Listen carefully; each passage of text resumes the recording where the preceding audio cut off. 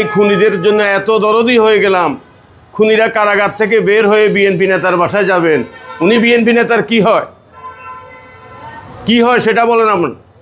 যারা আমাদের মা বোনদেরকে ফেনী শহরে হাঁটতে দেয় নাই, কথা বলতে দেয় নাই, এত বড় একজন খুনি গণহত্যার আসামি, সে জামিন পেয়ে তার বাড়িতে যেতে পারে। জামিনের ব্যাপার আমার কথা না, এটা কোর্টের ব্যাপার। কিন্তু সে কোর্ট থেকে জামিন নিয়ে বিএনপির প্রার্থীর বাসায় কি তার কোন সাহসে সে সেখানে গিয়েছে? আবার উনি কিভাবে তাকে বরণ করেছেন, এটা আমরা আপনাদের মাধ্যমে, আমরা সর্বত্র কেন্দ্রীয় সংসদ করে আমরা অবগত করতেছি। এটার একটা আমরা বিচার চাই।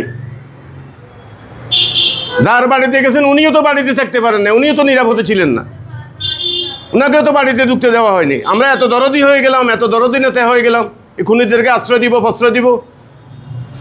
কি হয় এটার জন্য দেখেন, ওয়েট অ্যান্ড সি। সে জামাত করতো, তাদের সম্পূর্ণ ফ্যামিলি জামাত।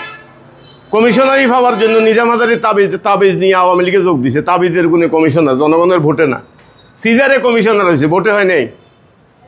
সে আবার বিএনপি নেতার বাসা যায়। উনি আমাদের বড়, ওনার সমালোচনা করতে আমার কাছে লজ্জা লাগে। উনি সিনিয়র রাজনীতিবিদ ফেনীর। ইনি কীভাবে নেতাকর্মীদেরকে বুঝাবেন? কয়জনের মুখে উনি হাত দিবেন? সারা জেলাতে এটার জন্য একটা ক্ষোভ সঞ্চার হয়েছে নেতাকর্মীদের মাঝে। কি বলবো বলেন, বলার কি আছে? আমরা কেন্দ্রীয় সংসদকে জানাবো, অলরেডি জানানো হয়ে গেছে।